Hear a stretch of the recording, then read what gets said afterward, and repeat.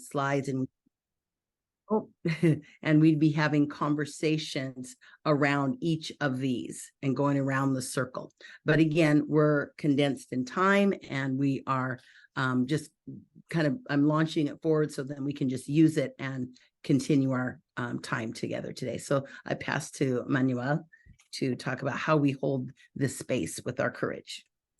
Go ahead. Shukran, sister. And you know, we cannot be advocates for restorative practices if we don't ourselves hold ourselves accountable for sitting in circle. So I'm super appreciative of you covering all of this this first time, right? And then the next time it'll be more inclusive of everyone. But anyhow, we want to make sure that we consider courage helps us stay present with and tolerate all discomfort. I just dropped in the chat. We don't grow in comfort zones. We got to get out of them. Okay. We need to be vulnerable, and we need to experience not our individual pain, but others' pain as well, whether it's physical, psychological, emotional, intellectual, and spiritual, without denying it. I can't speak for others. I can only listen to them and empathize. Courage also involves honesty, being honest with ourselves about what's happening. A lot of folks rather be nice and keep the status quo. Not me. Kindness is inclusive of other people, so I can speak on their behalf if they don't feel empowered enough. So taking responsibility for our vulnerabilities, mistakes, and connecting truthfully with others from the heart. Thank you so much. Oh, yep, I built in a breath. I already know where we need one, a breath. I want to just circle back on the chat, the talking piece. And again, if I had you in live circle, an object that we could share and pass, and our energy passes through that as well. But in our Zoom circles, we do a chat order. And so after each speaker, if you'd like to be involved in the conversation or have a question for that speaker, that guest, pop your name in the chat. So then we'll put that in a chat order, and that's who the circle is for. So what we're doing is called a fishbowl. So not all of us are gonna speak to every topic. There'll be listeners and there'll be speakers. And so when you're speaking, you are the circle, and when we're listening, you're the fishbowl of listeners. And so we'll be doing that back and forth with each of the speakers. And then at the end, we'll have some time to talk and share more about this process and have every voice be heard. And that's why, again, the chat is open.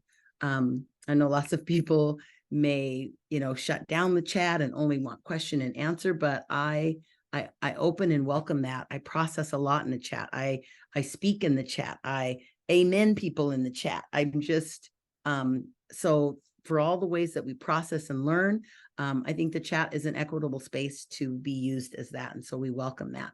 And if you do have a question, type in capital question. So then as we're scanning the chat, we don't lose your question. We can find it quickly and get it to who it needs to go to. That would be great. And this is where we get to do some introductions. And so this first speaker, as you come in, and that would be, let me show the speaking order. Oh, Brandon gets to be first. And then I just want the speakers to see their order. And then I'm going to go back. Everybody got that, the speakers? So I'm going to go back.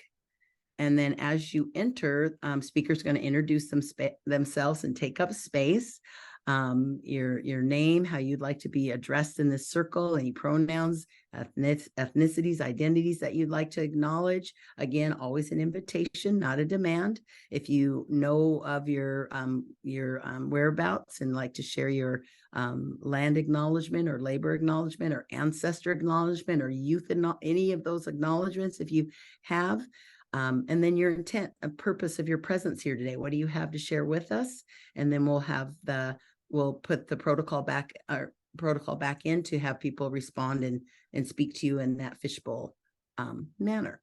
So just one more time, real quick, I'll let us see forward. When we suspend the talking piece, that means our speaker is going. When they're done, we'll put the reinstate the chat order with those who want to engage or have question or any comments, and then we'll go on. Breath. And Manuel, are you going to pull that into the chat? So I want to make the screen go away so we all can see each other and hear the speakers and engage with them. So do you have that on? It is in chat, and I'll continue to drop it periodically. All right, thank you so much. Here goes stop the share and welcome our first speaker in to introduce themselves. Thank you. Hello. Before I even get started, I just want to lift up how amazing it is to take the time to set the stage for a meeting. And you did a wonderful job. I just came off of a very hectic day, and it was very good to just kind of ground myself personally. So that just made me even more excited than I already was to talk with y'all. So just kudos. Keep doing what you're doing. That was great. Looking at the chat, my name is Brandon Hersey. It is pronounced Brandon with an O, and Hersey like the candy bar without the second H.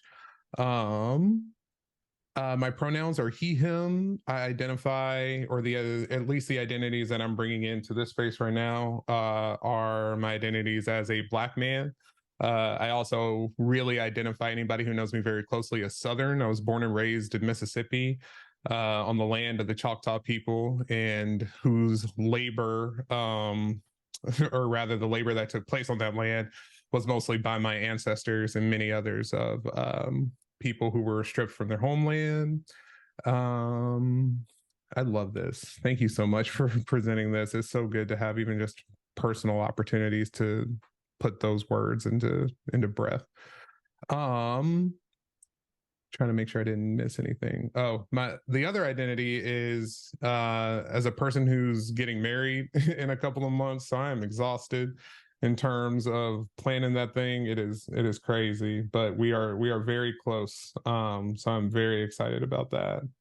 And my intent is to talk to y'all about the priorities that the Seattle Public Schools has been working on for what feels like a lifetime to me, but really only in the last couple of years have we really been going super hard into the direction that we are in terms of governance. Just making sure everybody can hear me okay, right? Fantastic, cool. And so I would love to just kind of walk through a couple of things with y'all. I was told I have about 15 minutes. So I'm going to try to stick really closely to that. And before I get started, would it be possible for me to share screen? Okay, I don't need that permission quite yet, but just wanted to make sure so I'm not fumbling around when the time comes. Okay, so as many of you know, I have spent much time in these spaces, especially during the pandemic. It's been a minute since I've been here. So just thank you, Joe, for the invitation to come back. He's been a real friend and a real mentor in a lot of ways, and connecting with community, especially on the topics of restorative justice, whether it had been, working through the documentary and so many other things that RARE has put on. I'm just really thankful for y'all as an organization, and every time I get to spend time with y'all is a blessing for me. So as many of y'all know, the Seattle Public Schools, and more specifically the Seattle School Board, for a number of decades has been labeled as dysfunctional. We have had a myriad of superintendents over the past decade, especially. It almost feels like a revolving door. And then we got hit with a pandemic. And, when I first started on the board in 2019, I had 4 months on the board before everything shut down for a couple of years. So it's been a very intense journey, to say the least, to be completely honest with you.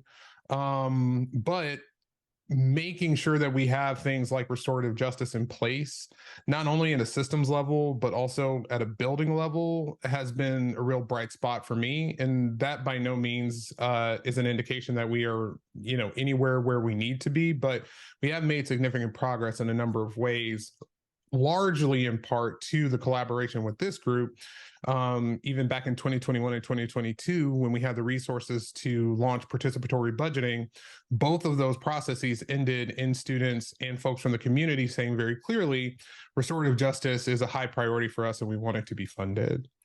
And so let me zoom out a little bit, right? Because when we talk about restorative justice in a sense of the classroom or in student interpersonal relationships, where I kind of land as a school board director and a person on the other end of the system, right, from classroom to boardroom, is really in a position of how do I take these concepts and apply them to the entire system?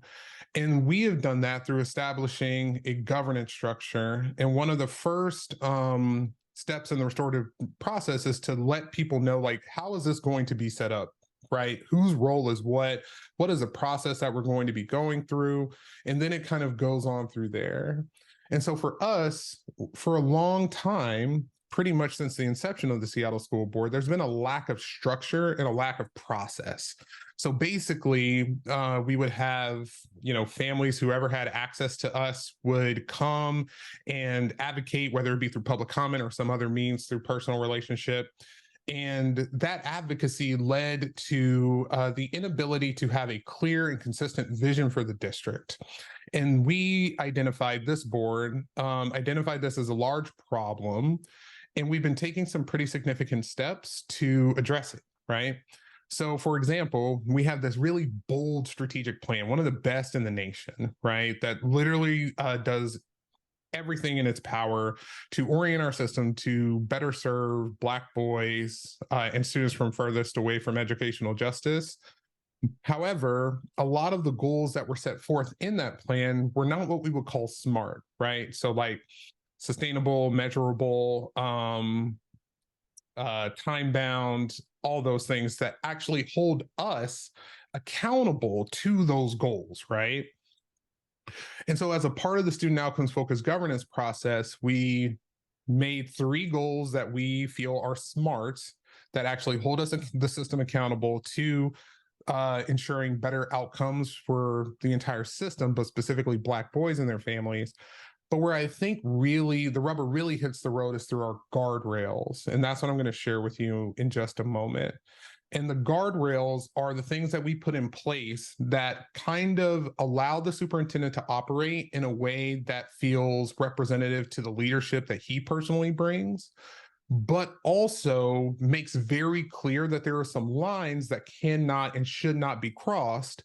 And when those things happen, it almost engages us into a systems level restorative justice practice so that we can see where things went wrong in a lot of ways, to put it into layman's terms, like review the tape. And so that we can try in whatever resource or try our best rather to ensure that those types of things don't happen again. Does that make sense? Are we all on the same page so far? Right on. And if anybody has any questions, feel free just to like react or whatnot, and I will make sure that I get to you. So thank you. Yo, John Greenberg, what's up, man? I haven't seen you in a minute. All right, so I'm going to share my screen. You look great, John. Good to see you. All right, so this is the Seattle Public Schools website, and this is our page on student outcomes focused governance. I'm going to make this just a little bigger. So I'm going to try not to bore you too much with this. So going back to the piece where we really wanted to make our goals SMART. So we have 3 goals that we believe if we focus on will really help us live up to the tenets laid out in our strategic plan. And they're about 3rd grade literacy, 7th grade numeracy, so the ability to do math, and college and career readiness. And so the goals that we set out for ourselves are the percentage of Black boys who achieve English and language arts proficiency or higher on 3rd grade smarter balanced assessment will increase from 28% in June 2019 to 70% by June of 2024.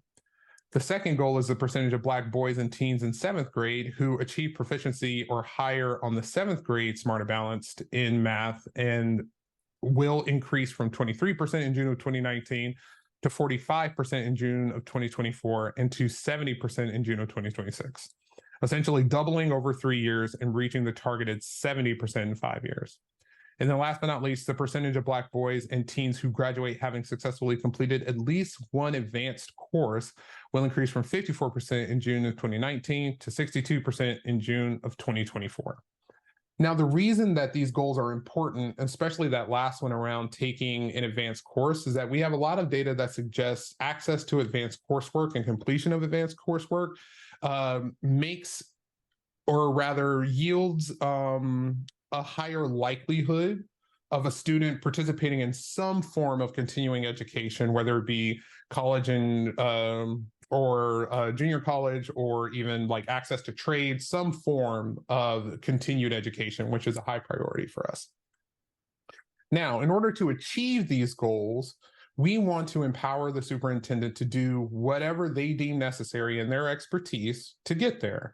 However, one of the key reasons why we consistently lost superintendents, and why I'm hoping that, we're going to be able to work with Dr. Jones as long as he's, willing to come into work in the morning, is the fact that we hold superintendents accountable to everything that goes on in a district, right? We hold them accountable to every fire that might pop up, everything that might go wrong. And that is a really terrible way to evaluate someone.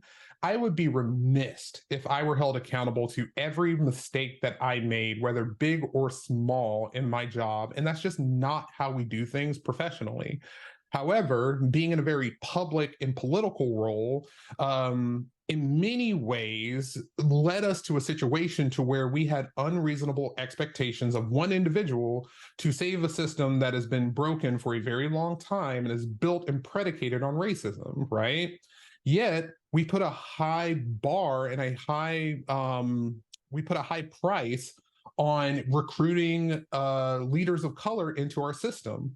So what's kind of messed up about all that is that we recruit leaders of color into the system that is built and predicated, and we all know, on a very racist platform, but then we try to hold them accountable. And because these people are not superhuman, we actually end up either running them out, or in some phases, like actually causing great illness to them. And then our entire system is disrupted.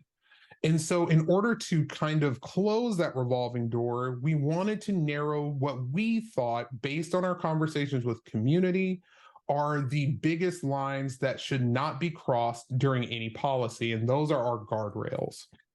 So the first one reads: the superintendent will not allow school districts or initiatives to go forth, or excuse me, the superintendent will not allow school district initiatives to go forth without engaging with students of color furthest from educational justice and their families, including those who have a preferred language other than English and who require accommodations for disability. So that guardrail is specifically around engagement. The reason that this is important, especially in context to restorative justice, is that we have to be able to address any harm that could be done from both ways, right? And restorative justice is amazing, especially on an individual level, but it's reactive. And if we can, and my job in the system is to try to orient it in a way that where as few of those harmful interactions happen as possible. And what we know is that harmful interactions happen when the system is not being run well. For example, if we've got a child that's acting out for whatever reason, maybe they're hungry, maybe their transportation from school was late, maybe they do not feel supported in their classrooms, or they're feeling embarrassed because of whatever academic thing occurred, maybe it's got something to do with homework, whatever the reason. All of those things, or most of those negative interactions, happen because somewhere in the system there was a mistake.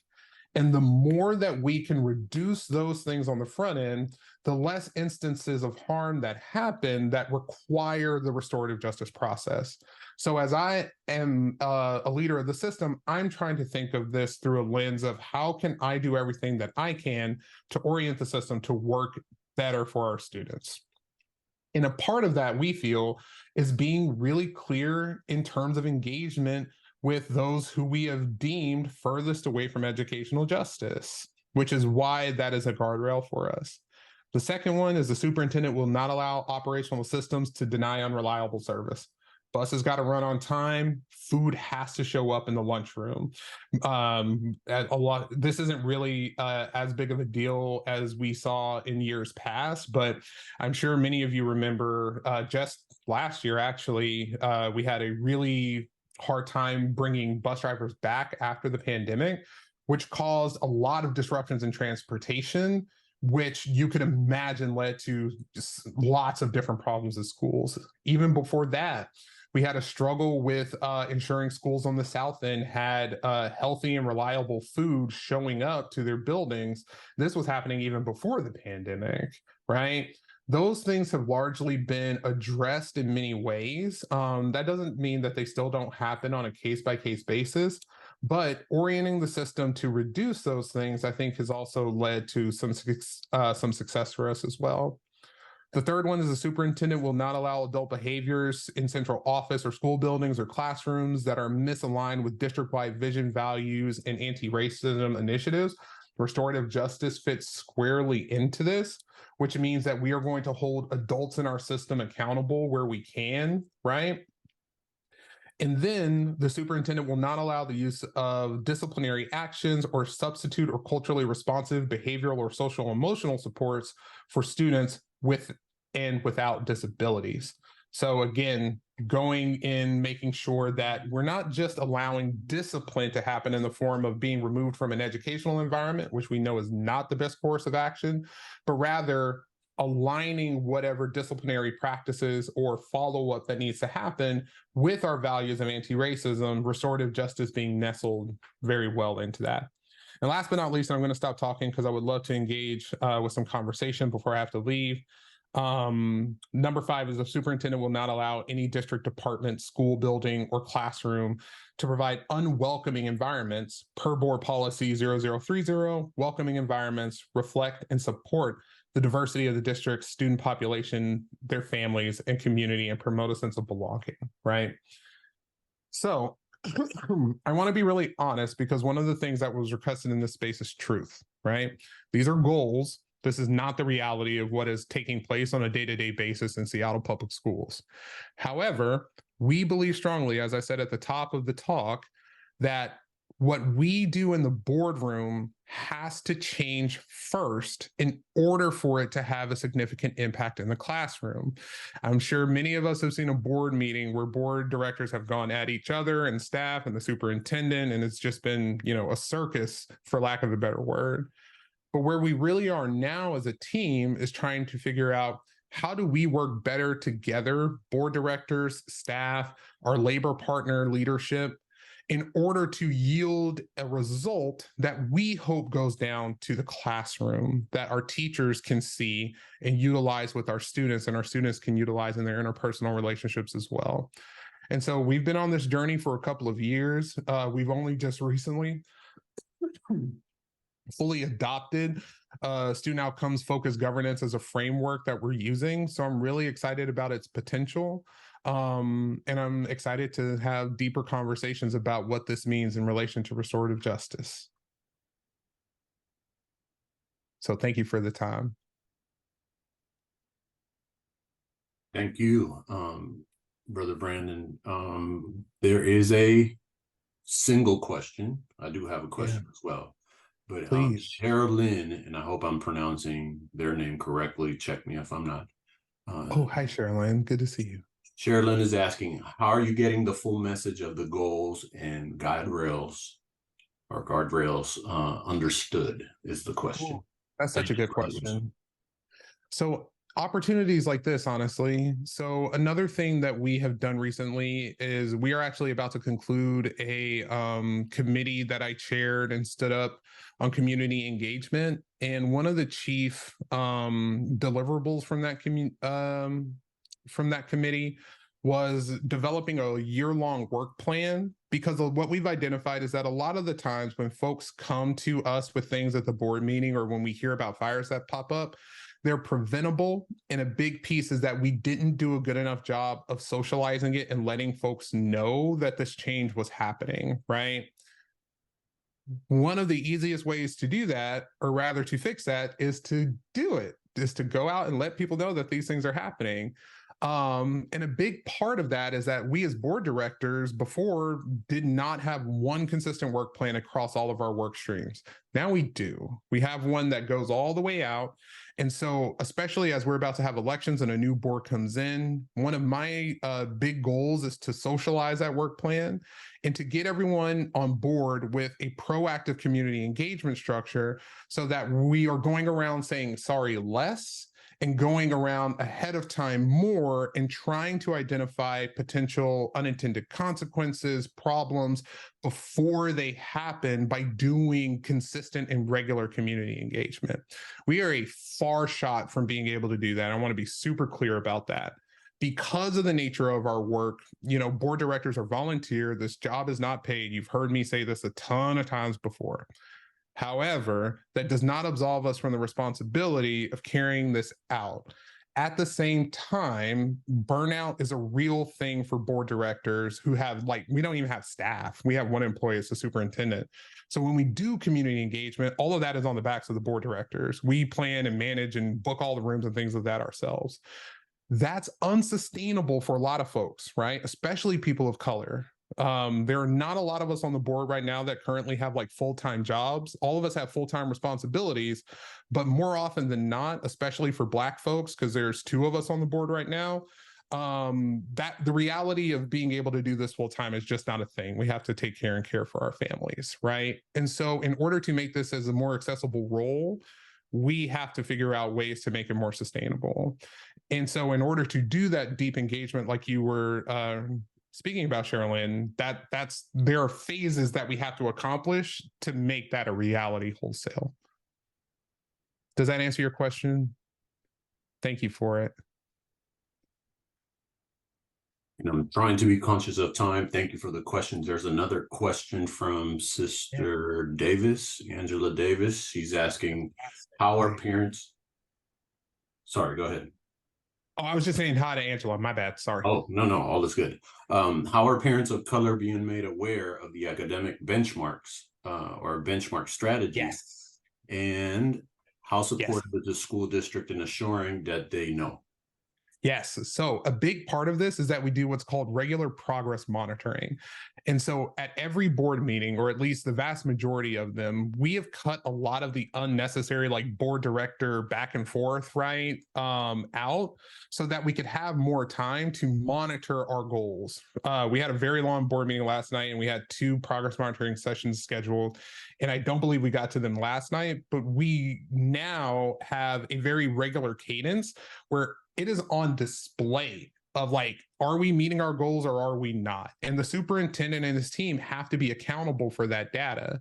Now, the next phase of that, aside from just setting up a structure, getting specific to your point around how are we engaging this and socializing this with parents of color, that is a part that we need to figure out, right? Because I know that not everybody is sitting on YouTube and watching these board meetings, nor do they even know where to go, right? Nor is it always going to be a great use of their time. So I think there are a couple of structural things that need to happen. One, we need to figure out how do we make this information accessible and where are we putting it? Because we can go on and with educational jargon about benchmarks, assessments, and all of that stuff, but it's only as good as the people who are reading it are able to decipher it. So being able to write it in an accessible way before it's even presented to the board is something that we're working on. But then B, how are we sharing this out at a school building level? How are we communicating this out? What are we putting in kid backpacks? Because we know that that direct paper communication is in a lot of ways sometimes the most effective for a lot of families, because a lot of kids come home, they reach in the backpack, what's up, and they see this, right? I think another thing is just we've got to do a good job of telling folks why this matters before we even start trying to shove it down their throats. And I think it's really painting the picture of, if we can achieve these goals, then everybody in the district is going to prosper, and we will have made good on our strategic plan and commitment to Black boys. We have not done that yet.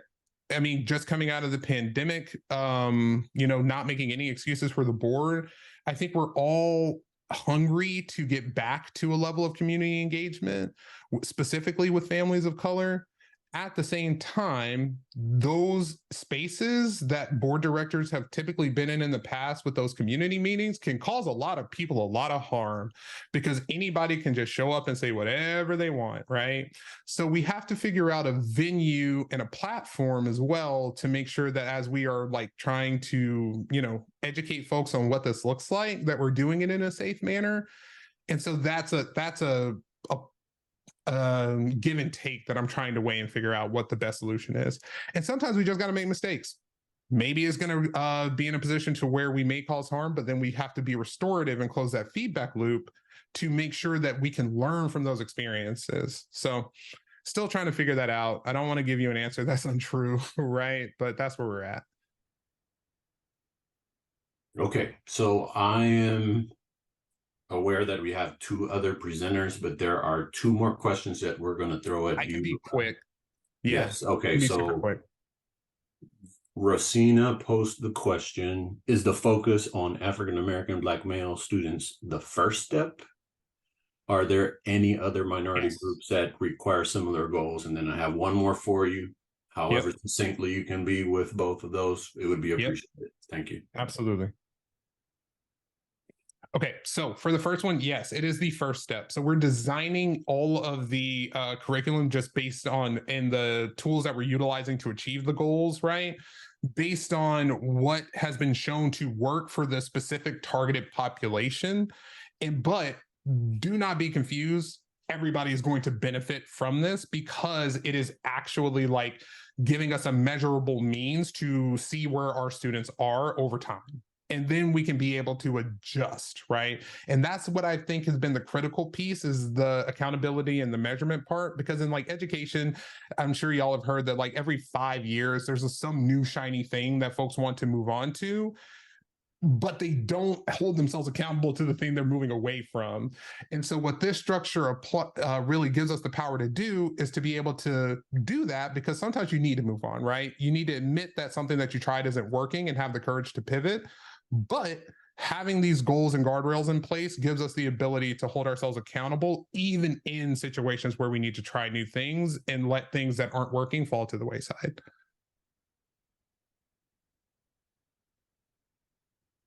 Thank you, Brandon, and thank you for fielding all of these questions. The last one that we're going to throw at you, and I know I apologize to those that may be posing questions on the Q&A. I'm trying to capture just what's in the chat.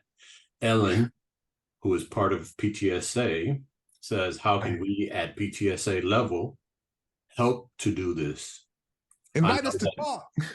Let us come. Like, that's the thing, is like so many PTAs have changed so greatly over the pandemic.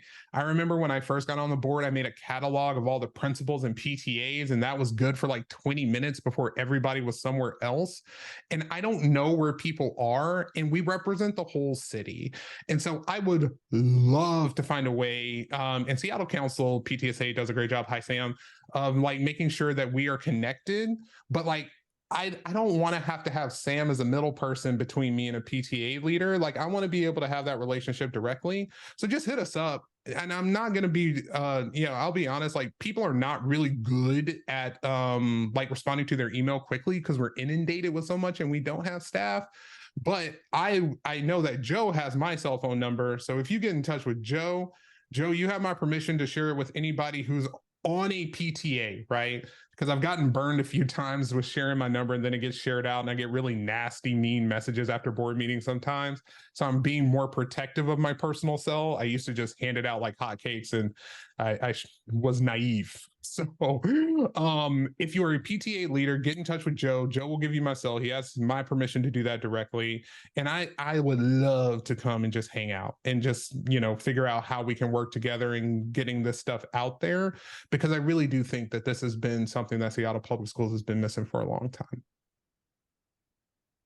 Thank you, Brandon. And I got to go ahead and, I'm sorry, go ahead. Brandon, I just would offer, if you would save this chat for you to take, and before you save it, those who are on this call, not just PTA, who would like to continue this conversation with you, put your name in the chat. So then in a contact or email, so then he can reach out and you can continue, because as we said, the time always gets eaten away, but we have so much more to say. So appreciate you coming and bringing that wisdom. Take all the notes from the chat, the links that were put in, the questions, and save going forward, because this is a knowledgeable, powerful group that wants to contribute. So thank you so much.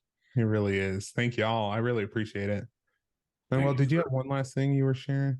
No. I'll be succinct. I'll reach out to you. How about that? Okay. Thank you. Appreciate it. Y'all have a good night. I got to head to another event. Thank you so much. Thank y'all. Enjoy the rest of the meeting.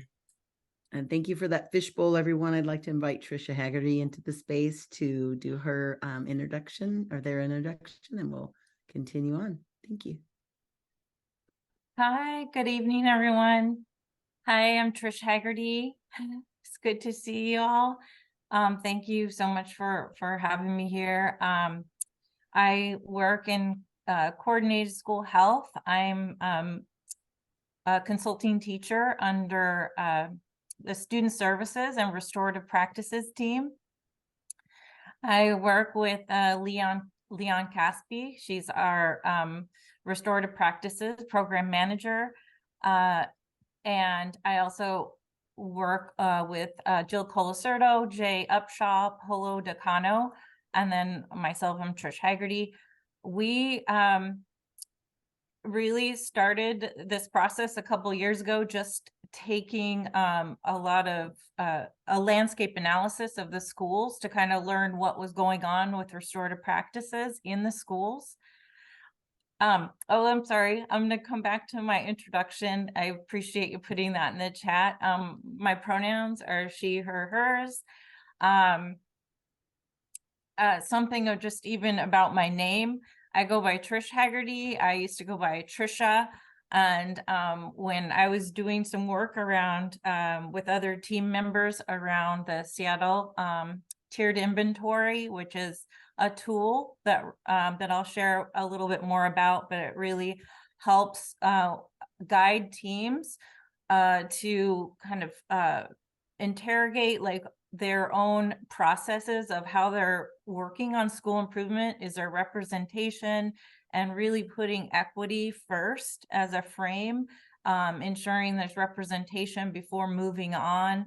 And then it also guides schools to kind of interrupt some of the things that have occurred related to problems of practice, things that may be evidence-based, but then essentially ended up harming some students. And so really taking a hard look at different practices and systems. And so one of our guiding team members from the African American Male Achievement Project said when we started this process of looking at the problems of practice around PBIS and other tiered supports, said, is this your 9 to 5? And I introduced myself, and he's like, what does your family call you? I want to know what your family calls you. And so I said, oh yeah, my family calls me Trish. He's like, that's what I'm going to call you then. And we continued to build relationships over a year and a half of listening sessions with 5 different Black colleagues and community members, all men that were from different parts of the country, different perspectives, different lived experiences, a number of things that helped us put this tool together. But that was something that I have changed in the way I present myself. I want people to know, like, that's what my family calls me, is Trish, and I want that to not be a barrier in other places. I have parents and family descendant from the Blackfeet and Cree tribe, Irish descendant, are some of my ethnicity, race and ethnicity. And I've fully benefited from what my parents intended when they moved to the Seattle area from Montana, and am really working to counteract a lot of assimilation in our family and things that we didn't really acknowledge, and really tried to show up the way that other people wanted us to show up. And so I continue to just completely love and appreciate the restorative practices and all that I'm learning in community with other folks related to that. I feel like it is the first hopeful path that we've seen in a long time in Seattle Public Schools, but also in this surrounding area. I'm super grateful for partners that Manuel Cardenas is here tonight, and I appreciate that he's been with us around our and helping guide the work with our community of practice work. So I'll talk a little bit about that.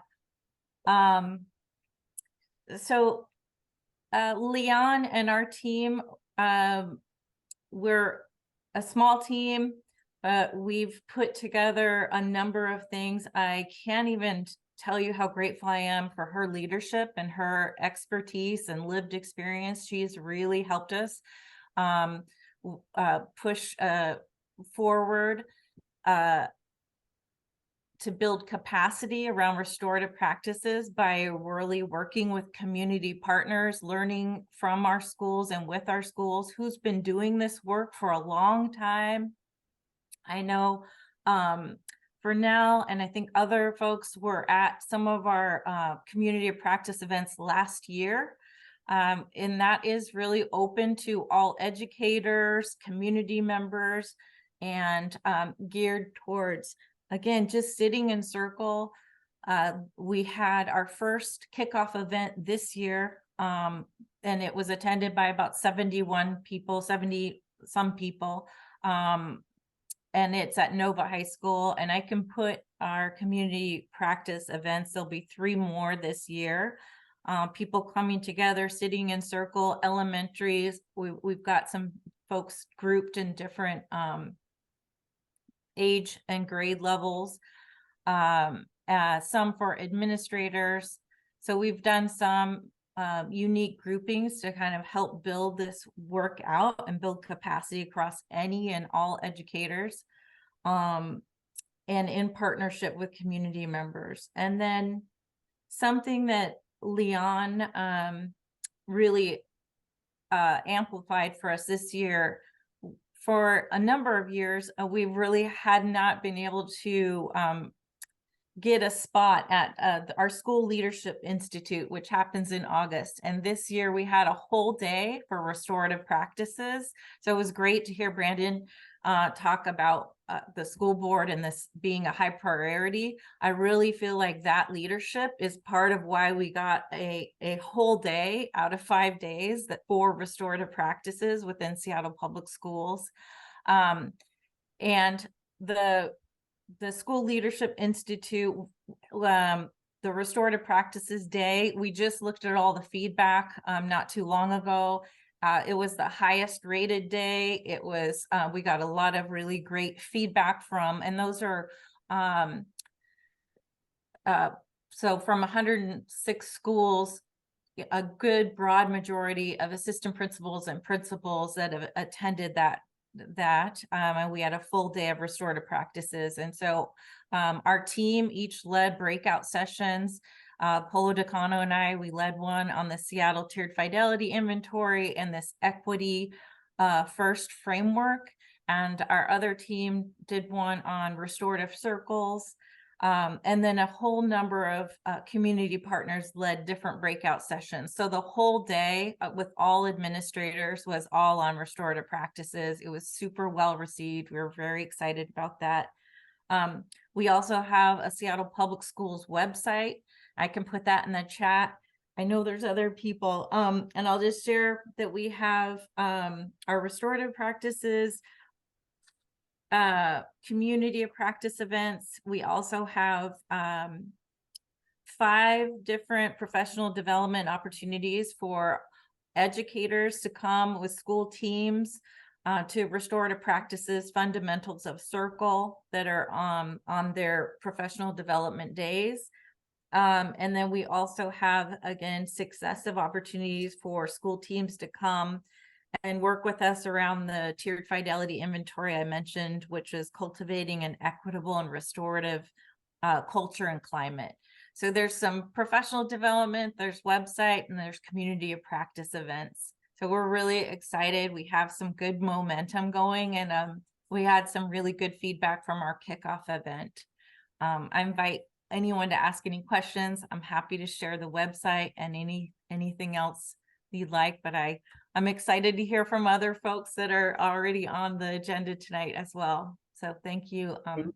Thank you so much, Trisha. The day was beautiful. You're just helping me reminisce on all of that. And I'm going to continue the suspended talking piece as we have about 10 minutes left and want to give some space to Dr. Felder to come in. And if you'd like to engage or have questions for Trisha, please pop your name in the chat right now so we can grab those, give that an email or phone number that she can reach out and continue conversation or have questions. And Trisha, put the website in the chat for us to grab as well. Yes, and I'd be remiss if I didn't do this. I know that I butchered Brent, and I'm mispronouncing it. Mr. Hersey's first name, and it's Trish. I know we had it misspelled in one of our slides, but Trish, I know you put something on there is not a link, and the chat is blowing up. Folks want to know the website, so if you could make sure that you provide us with the right website. There we go. Because I know there's one for our within district and there's one outside of district. No, there was that issue before. So yeah, other than that, I don't see any questions in the chat. Once again, folks, we're inviting you to please post your questions on there. But that is it, just a request for the website. Thank you so much. And then inviting our third speaker, Dr. Felder, to join. He's on the phone tonight, and he can see the introductions and take the time that you'd like to do that.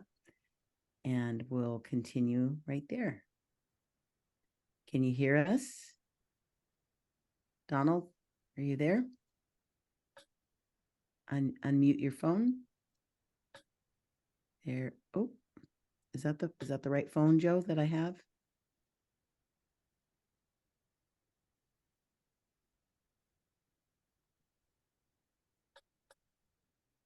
No, he changed Who changed? nameplate, so I can see him, but I don't see his phone unmuting. We can't hear you if you're speaking, Dr. Felder.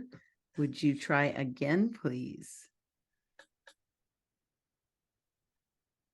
And I will send him a text. Okay, I'm going to bring you up, Joe, then, and put your links in the chat while you have some time while we're waiting for him to go ahead of him. Would you do that? Yeah. My part won't take that long. We're about 50 or 60% Can you hear done me now? with the. Okay, go ahead. Yes. We hear you now. Can you hear me? Yes, we can. There we go. Go ahead.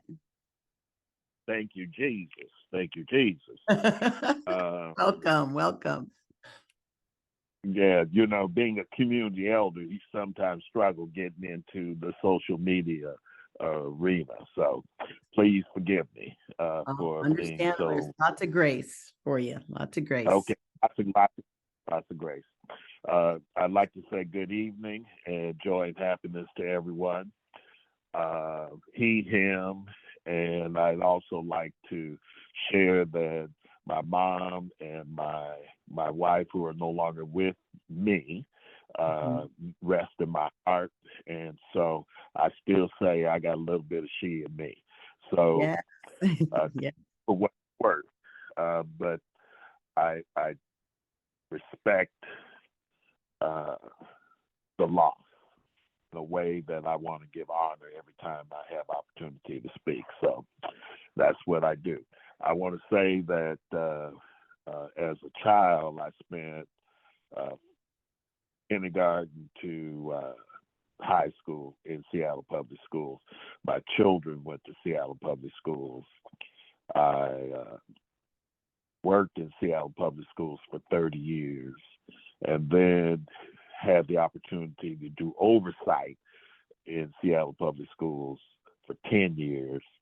and then had opportunity to go into classrooms to understand why our children sometimes struggle is in the basic areas that long time ago we used to thrive in. And so by listening to the speakers today, and particularly when talking about restorative justice, the first thought that kind of goes through my mind is, in this process, are we now describing performance standards for principals, teachers, for board members, superintendents, and everybody else who has a responsibility for restorative justice? Are we clear about what those performance standards are? Now, I say that because when you look at the state's constitution, it says something along the lines of, it is the paramount duty of the state to make ample provisions for the education of all children that reside in the boundaries of the state. When I read that and try to understand it, I ask the question, why can't many of our children read? I also ask the question, why many of our children struggle in those STEM subject areas. In my 50 years, this would be 50 years, if you listen to what I just shared, all that probably adds up to more than 50 years of dealing with Seattle Public Schools. I have been a friend of Seattle Public Schools. I've been an advocate of Seattle Public Schools. I have been a thorn in Seattle Public Schools.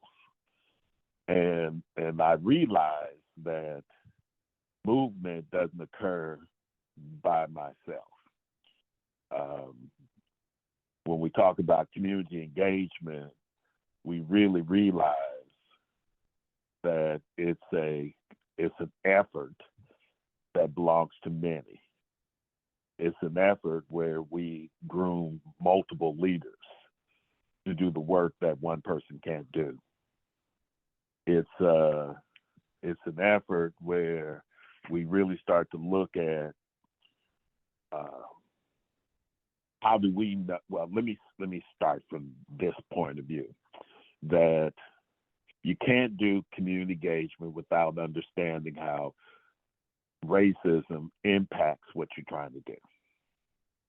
That's a belief that I have through observation, and particularly because of my time spending trying to teach and educate children who are part of the correctional system, children who were homeless, children who just hated school, children who just dropped out of school. So when I hear the word all, that's inclusive in my mind of those children that I serve. Now, I mentioned those children because in the language described by the state that says all, I sometimes wonder if that's reflective of the Constitution that was written a long time ago, which said that everybody had the right to freedom, et cetera, et cetera, et cetera. Or because I know that they wasn't talking about Native Americans, and I know they wasn't talking about those who were enslaved. That wasn't part of the Constitution. So the reason I mentioned that has to do with part of our effort for community engagement is to advocate and to be very clear about what advocacy means. Now, I make the assumption that everybody who sits around this table is saying we need restorative justice. And I would start with why. I would end with how do we get everybody on the same page. I would also talk about when the school board person mentioned guardrails, I heard stop, don't. Question that we need to know is, what will you do? What can I expect if you're inside the guardrails? If we operate within the guardrails and we're all on the same page, then what we're able to do is eliminate some of those discriminatory practices. What we're able to do is build supportive networks. What we're able to do is eliminate some of the system issues that create an environment or culture where children don't feel like they belong. So when I say it's the effort to do community advocacy is around restorative justice, it's just being very clear about what that means inside and outside of the district. Now, I say that because once upon a time, about 3 years ago, the school board adopted 10 principles of what they call authentic community engagement. They didn't adopt all 10, but they adopted, I believe, 8, maybe 7. But it talks about involving all sectors of the community. It talks about offering opportunities for people to gather at convenient and comfortable locations at a variety of convenient times. It talks about having more than just one meeting to talk about issues. It also talks about what is community partnership. So I'm saying that in my 50 years in working in Seattle Public Schools, one thing that became very clear to me is that I could not serve those children based on the skills that I own. I had to realize that in order to make a difference with our children, I needed to have partnerships. So there was a philosophy that was centered around what I do with you, I can't do alone. So if I realize that if everybody is recognizing that what we do together we can't do alone, then that means think about the power of community engagement to install restorative justice. And sometimes when I think about restorative justice, I think about this notion, how do we make sure that children feel like they belong in classrooms where they're likely to struggle in math? And I just give you one example. Last year, over at Leschi Elementary School, I can remember at the beginning of the school year, 2 black boys always running out of the classroom. Ask one simple question: why are we doing math at this time? Now, the question of where's the restorative justice? This is why I'm talking about being very clear about the behaviors that we expect others to display. So I said to the teacher, why don't we just kind of work on teaching kindness? And let's talk about what kindness looks like during math. We just started to describe it behaviorally. We didn't get into don't do this and don't do that. We described this is what we're going to promote. Dr. Felder? Yeah. Just wanted to give you a notice. We have about 4 minutes left of our scheduled ending time, and we want to make sure that Joe's got some time left. Just letting you know. And I'll stop. Then I'll stop on this note. Then community effort is about commitment. Community engagement is about sustained commitment.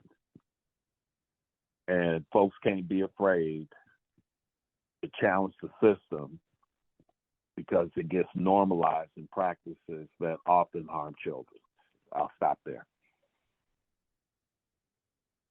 Thank you so much. I captured many of your questions and quotes in the chat. We plan to save and circle back on all of that beautiful wisdom that you shared that makes so much sense. So thank you so much for that.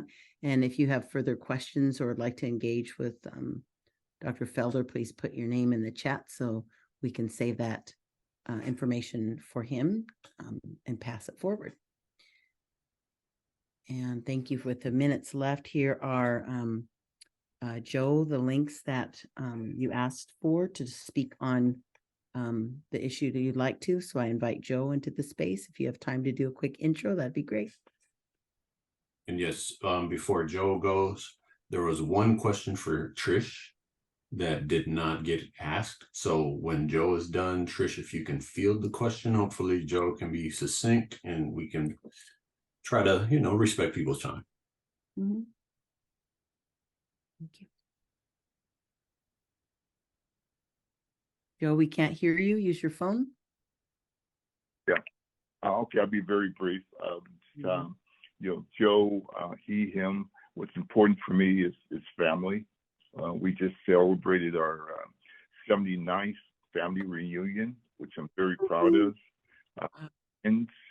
Friends are very important to me. We have what we call the old school social group. We've been together for about 14 years. It's just friends that we went to school with, coming together at this point of our life and enjoying and appreciate each other. Okay. Again, I want to be brief here. The two links, have you been added to the chat room? Yes. Okay. There's two links in the chat room. And what I'd like for you to do is if you would copy those links down. This is a community coalition. And so it's taking all of us, just like Dr. Felder was saying, all of us to be a part of what we're trying to do. Okay. And so what I'm asking is we're about 50% done with 50-60% done with the web page that we're developing for RPCC. In this web page, I would love to put the names of individuals with quotes of supporting restorative practice, as well as the names and logos and links of organizations that are in support of restorative practice. So if you look at the two links that we sent, one gives us a release for if it's an individual, we need them to sign that so that we can use their likeness in the web page, and the same thing for the organizations. There's a separate form for that. If your organization would like to, again, no more than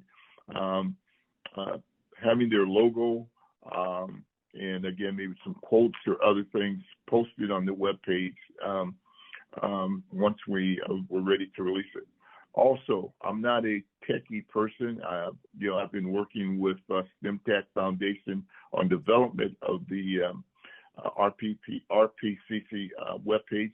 If any of you are or have a lot of knowledge in terms of building webpage, or just have a lot of knowledge about restorative practice that you think, in terms from a content standpoint, we need to make sure is part of the new web page, I would appreciate it. What I'd like to do is if you can put your name in the chat, or if you would email me, you should have my email address already, Joe_Hunter Jr., JR, @yahoo.com. I would like to set up a meeting where you have the opportunity to see the web page as it is now and give your recommendations in terms of how we can improve it. Okay. So that's it. Thank you, Joe. And I'm going to ask Manuel to go to the original email that you sent and grab the links from there and bring to the chat. Maybe that will work better. I see folks are having trouble opening the chat. And thank you, Joe. And before... I will, for the folks that are having trouble with the links, stick around, because I see that there's something different in these two particular links. But Dr. Felder, there's a question for you, and there's also a question for Trish. So if each of you could be succinct in your answers for these, I invite you both. For Trish first, let me go ahead and do that. Trish, Ellen is asking, can you share what schools you have worked with? And yeah, can you share what schools you have worked with and plan to work with? Thanks. Yeah, all of our schools are invited to our events. We've worked with Emerson Elementary, Dunlap Elementary, Boren Elementary. There's a number. Each of us are assigned by region. And I'm in the Northeast region, but that's brand new as of this school year. And so we have continued to work with schools that we've had relationships with, but now each school has a point of contact through our directors and our regions. And so we're going to continue to grow this network through our professional development events and our community of practice events. And we'll continue to be working, and I can put those in the chat, the ones that we've actually had, but we kind of have a new structure is what I'm saying this year. And each of us are reaching out to those administrators and school teams, as well as kind of continuing to foster the relationships of schools that we've been in before. If that makes sense. Thank you, Trish. And for whoever asked the question as well, I personally have worked with TOPS K through 8th. I have also worked with Hazel Wolf as of last year. I know we're in constant conversations with other schools, but those have been the ones that have received faculty. The entire faculty has been trained. For Dr. Felder, the question is from Anna, and I hope I'm pronouncing everyone's name correctly. How can we work with you again on the ongoing problems at Thornton Creek Elementary? Oh, you were at Thornton Creek. I'm still there. This is my last year. I mean, my son's last year. He's in 5th grade. Well, that was such a joy to be at Thornton Creek, and I would love to come back, and particularly to do the work that was associated with artifacts. Every student brought in an artifact. Every student talked about their history. Every student made reference to their language, ancestral language. Every student has some sense about history, which is the makeup of who we are. So just call on me, and I'd be more than happy to come on back out there. Yeah, we love that part of your interaction with the kids, but I was also referring to the systemic racism and other problems we have with the admin. That too. You know, somebody, not somebody, I wish I had picked up your name, but when you talked about breathing, I think that's essential in the work that we do. Breath is important. And something else you said was important that I think is absolutely crucial, and that's being able to tell the truth, being highly transparent so that trust evolves with those that you work with. And let me say thank you, and love to come do that work again. And when we talk about how do we deconstruct racism so that everybody feels like they belong in the classroom. I'd love your help with that. Thank you. Thank you so much. I am putting in the chat a link to our Google Doc that was behind the scenes. We're not sharing a slide deck at this time. There's more to go on it, but I want to finish with our deck to invite a closure. This is, again, I want to do the whole process so you can see and witness and participate. As we close circle, maybe there's something that you received healing around. What might you be taking forward or leaving behind? Is there an action or practice and intention that you can take forward? Any strategies of supporting one another that you're taking from this circle? And maybe a gratitude for someone. So again, these can be offered in the chat. These can be, again, how we have time when we have 3 hours to have circle or 2 hours to go around the circle and share. And so I'll leave that with you to do there. And also just want to close out and share Our team here has, developed these slides and put together. That's the Root of Us and my organization, and Manuel, you know him, Organization Solutions by Cadence, and CCS Unlimited with Angela M. Davis. And so I just have so much gratitude for my fellow circle keepers that are here tonight, all of you, and where we can continue to grow and build. And thank you for doing this practice with us. We always have youth at the center. The youth are root of our youth are the ones who've helped hone in these the slides, the gratitude, the acknowledgements, the grounding, all of those things are a practice. And so remember to practice with your youth, practice in your home, practice with your PTAs, classes, board members, all of it should mirror circle. So I'll go back a bit if you want to take any screenshot or get a phone number or email from these, you're welcome to, and reach out to Joe as well to contact for more information, or if we can help you start a circle practice in your anywhere you are, we can help with that. That's what we do. And I'll look in the chat for anything that you want to offer to close. And I suspend the talking piece for anybody who wants to speak up, who didn't get a chance or would like to invite you into that space, and honor time for those who do need to leave and say gratitude and goodbye. But we'll linger a little longer for those who would like to speak, share, or offer anything as close. Thank you. Thank you, Sister Fernell. Doug is giving a word of praise, but I wanted to remind you all, when you close your Zoom, there will be a survey that will auto-populate. Joe just put it in the chat. Just wanted to relay what he put on there. Trish also is saying Dunlap, Emerson, Boren, Concord, Wing Luke, all schools are invited to all PDs, RP community events. Thank you, John. I hope we can connect and link up and get this ball rolling, because this is way overdue. Way overdue. Good to see you, John. I miss you. Joe, we can't hear you. Yeah, and Pernell, can you hear me? There we go. Pernell and Manny, thanks a lot for all of your work and pulling this all together. You've been great partners, Angela. I appreciate all that you do. And again, what we're trying to accomplish isn't going to be achieved overnight.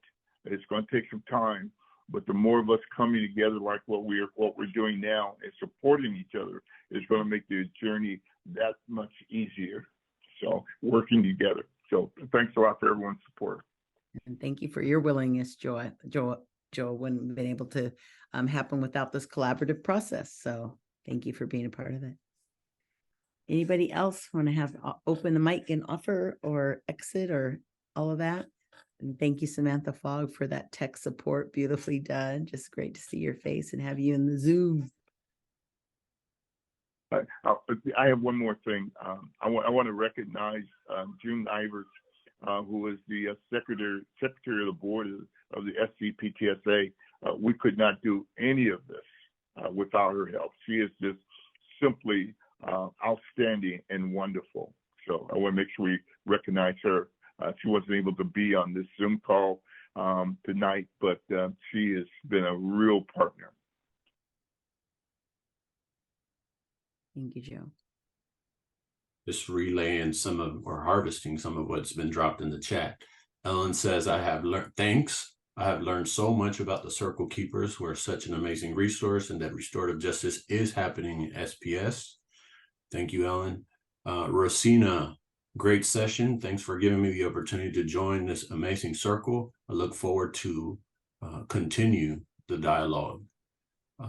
Let's see what else. See if anything, if anything went through. And we've got it all recorded too, so we can go back and make sure we get everything sent out to everyone. So Joe's got that, and we've got. Thank you, Trish. Continue doing the work. How we can be more of a resource. Please bug us. I'm good for bugging back. We need to do it together. We sure do. Thank you so much. Mhm. Thank you. Thank you for coming tonight. Sherilyn, I love your picture. Ellen says, I really hope you want to work for Ballard High School to have talking circles and do this work. I'm inspired. I'm glad we could do that for you, Ellen. And Thank you, Tim. work isn't done until it trickles down to student desks. That's really true right there. And remove the desk and let's do a circle. Who needs a desk? You're right. Come on. Let's do it all the way right. Throw the desk out.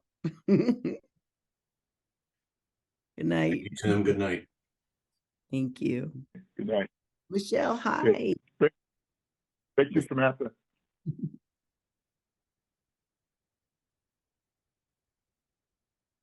Thank you all. Wait, I Okay. got saved. Hold on, let me save one more time. Make sure you're saved. You've got the recording. Okay. Cheryl, I don't know if Sherilyn is still there. She might have been left her spot. So just want to Just see want the to make sure we save the chat. Got it. I've tried to capture all the cues, but the positive feedback or all feedback, Yes. I would love to capture it as well. Michelle, did you have something? I want to hear and say hi to you. Oh, I can't hear you. You're still muted. What's happening?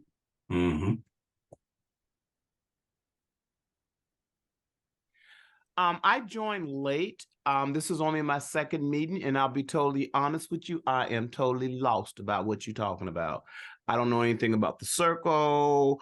I just came in on the end. It sounds good, but I'm lost. So I think when I get the minutes or whatever and can read and get up on where you guys are at, because the last meeting I went with Joe, there was only a couple of us. So this one seems to be a little bit more in depth. So it was just interesting hearing things, but to be honest with you, I'm lost.